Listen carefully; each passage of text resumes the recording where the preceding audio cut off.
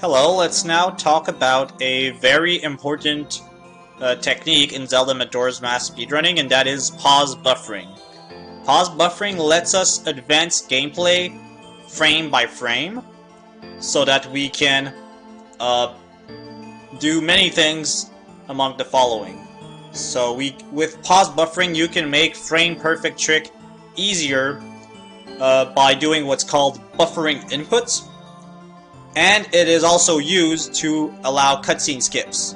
So in Zelda Majora's Mask, cutscenes take 2 frames to pass. So with pause buffering, that only allows 1 frame at a time to pass. We can essentially cross cutscene triggers, hit loading zones, and skip cutscenes this way. So that's very, very important to know about pause buffering, be comfortable with it, and be consistent with it. As it will be used in lots of places, not only in this category, but in a lot of Zelda Majora's Mask categories.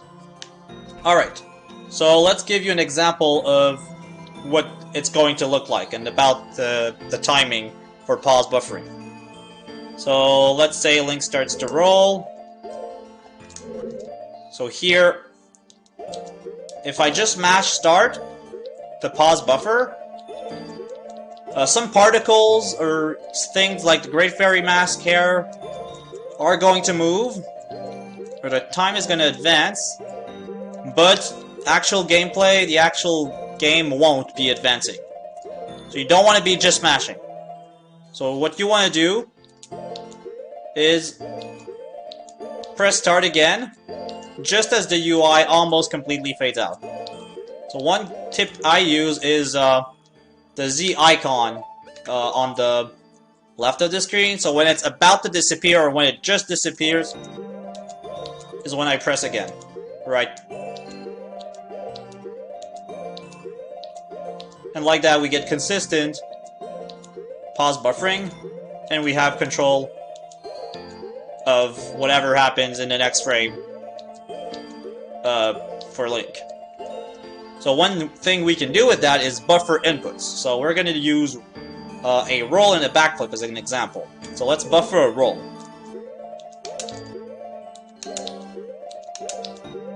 So here we just pressed A. So let's look at what that did. So that made Link roll from my A press. But let's do it again just to see what I actually did. So what happens here is that during on-pause lag, I'm pressing A, and I'm going to let 1 frame pass. And so the game will register that input and apply it. So that lets us see the very first frame of a roll for Link. And then if we let go, Link should complete the roll animation. And he did. Let's do it with another example. So let's do it with a backflip. So hold L, or Z if you're on N64. Hold down. And now we're going to buffer 1 frame with A as the input. And now we can see Link is starting a backflip. Let everything go. Link is backflipping. And that was a very small backflip since we were not holding for longer than a frame. If we had been holding for longer, Link would actually be doing a full-length backflip, or an almost full-length backflip, depending when you release the analog stick. So that is pause buffering, and we're going to be using it in a lot of places to either make tricks easier, or skip cutscenes where pause buffering is the only way we can skip a cutscene.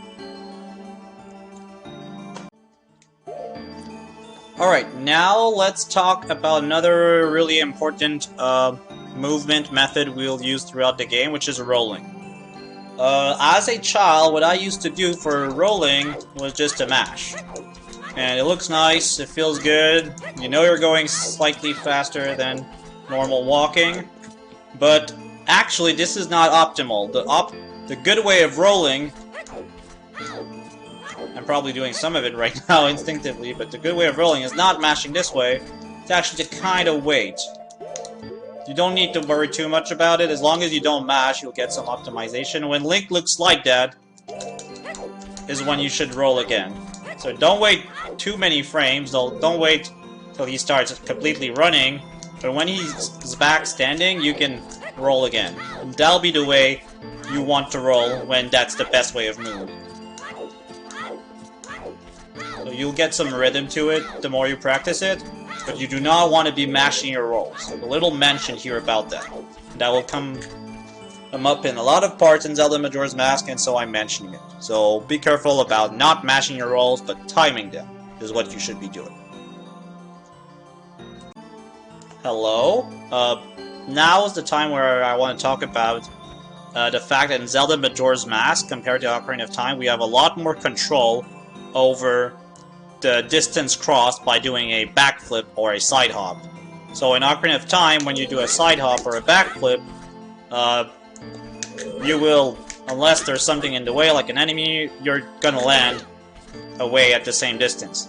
But in Majora's Mask, if I show you, if I just try and tap the analog stick with the backflip, I'm gonna cross a short distance, whereas if I hold it for long, when I backflip, I'm gonna be crossing more distance.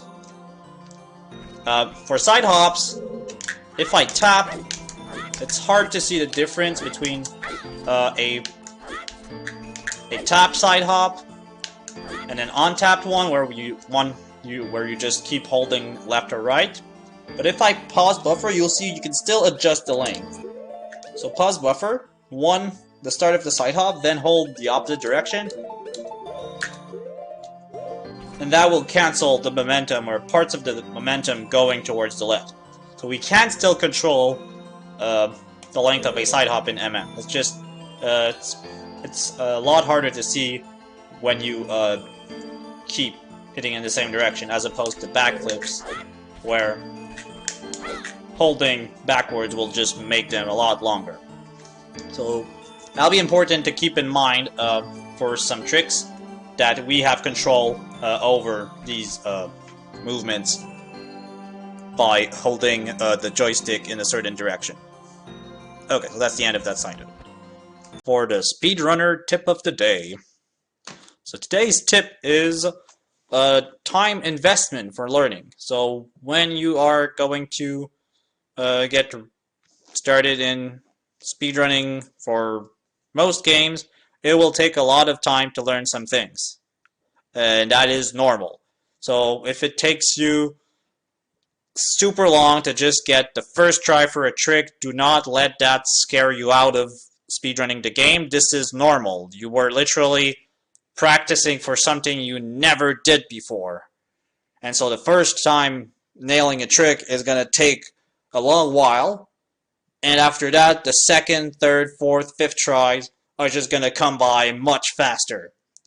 And eventually it's going to become fairly consistent. And if you practice enough, consistent. And for some tricks, in Majora's Mask, for example, hovers end up like second nature for many of us. And when at the start it was really difficult, and that will happen. Some of it will become natural, and you'll get good at it with the good amount of practice. So think long term and put the time that's needed, and don't lose motivation or focus. Learning this thing that is speedrunning takes time, and it's normal. So get ready to put the time in it, and you will have a lot of fun speedrunning this game.